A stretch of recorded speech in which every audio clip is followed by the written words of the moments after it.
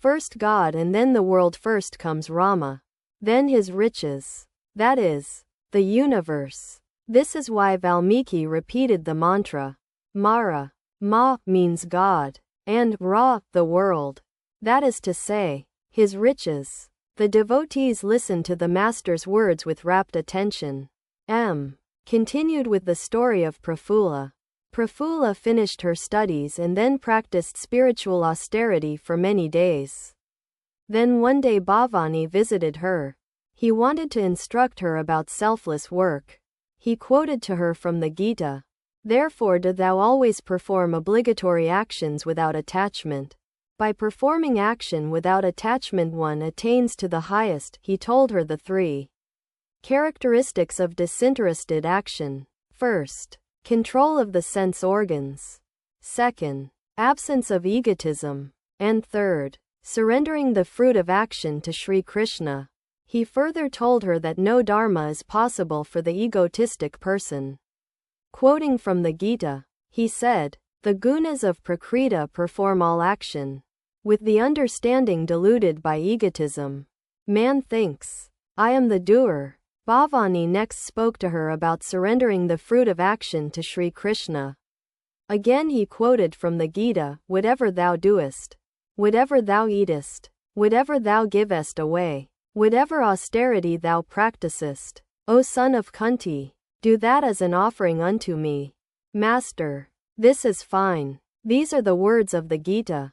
One cannot refute them. But something else must be noted. The author speaks about surrendering the fruit of action to Sri Krishna, but not about cultivating bhakti for him. No, that is not especially mentioned here.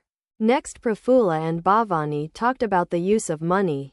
Prafulla said that she offered all her wealth to Krishna. Read from the book again. Prafulla, like my actions, I offer all my wealth to Sri Krishna. Bhavani, all? Prafulla, yes, all. Bhavani, in that case you won't be able to perform action in a detached spirit. If you have to work to earn your food, you will be attached to that work. Hence there are 2 alternatives before you. Either you will have to get your food by begging, or you will have to live on your money. Even a beggar becomes attached to the alms he receives. Therefore you must use your own money to maintain your body. To the master, smiling, that is the nature of the calculating mind. Master, yes, that is the nature of the calculating mind. That is the way the worldly man thinks. But he who seeks God plunges headlong. He doesn't calculate about how much or how little he needs for the protection of his body. Next Bhavani asked Prafulla, how will you offer all this money to Sri Krishna? Prafulla said, why, Sri Krishna dwells in all beings. I shall distribute the money among them. Bhavani answered, good, good. Quoting from the Gita, Bhavani said, he who sees me in all things and all things in me never becomes separated from me, nor do I become separated from him. That yogi who, established in unity, worships me dwelling in all beings, abides in me, whatever his mode of life. O Arjuna, that yogi is regarded as the highest who judges the pleasure and pain of all beings by the same standard that he applies to himself. Master, these are the characteristics of the highest bhakta. Again read from the book. A man must work hard if he wants to help all beings with charity. Hence it is necessary for him to make a little display of clothes, of pomp and luxury. Therefore Bhavani said, a little shopkeeping is necessary. Master, sharply, a little shopkeeping is necessary. One speaks as one thinks. If a man thinks of worldly things day and night, and deals with people hypocritically, then his words are colored by his thoughts. If one eats radish, one belches radish. Instead of talking about shopkeeping, he should rather have said, a man should act as if he were the doer, knowing very well that he is really not the doer. The other day a man was singing here. The song contained words like profit and loss. I stopped him. If one contemplates a particular subject day and night, one cannot talk of anything else. The reading continued. The author was describing the realization of God. Prafula had become Devi Chodrani. It was the month of Vaisakh. Devi was seated on the roof of her houseboat talking with Deva and another woman companion. The moon was up. The boat had cast anchor in the Ganges. The conversation turned to the question of whether one could see God.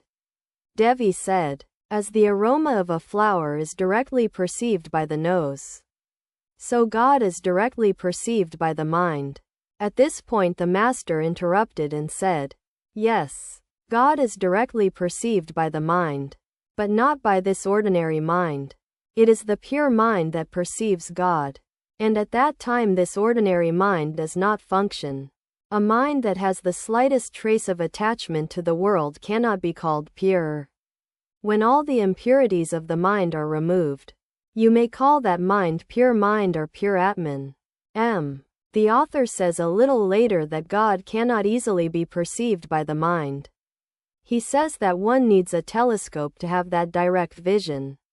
Yoga is the telescope. Yoga, as it is described in the Gita, is of three kinds: jnana, bhakti, and karma. One is able to see God through this telescope of yoga. Master, that is very good. These are the words of the Gita. At last Devi Chodrani met her husband. She showed him great devotion and said to him, "You are my God. I wanted to learn the worship of another God but I did not succeed. You have taken the place of all gods." Master, smiling, "I did not succeed. This is the dharma of a woman totally devoted to her husband. This also is a path." The reading was over. The master was smiling. The devotees looked at him, eagerly waiting to hear what he would say. Master, to the devotees, smiling, "This is not so bad. It is called the dharma of chastity, the single-minded devotion of a wife to her husband. If God can be worshipped through an image, why shouldn't it be possible to worship him through a living person? It is God himself who sports in the world as men.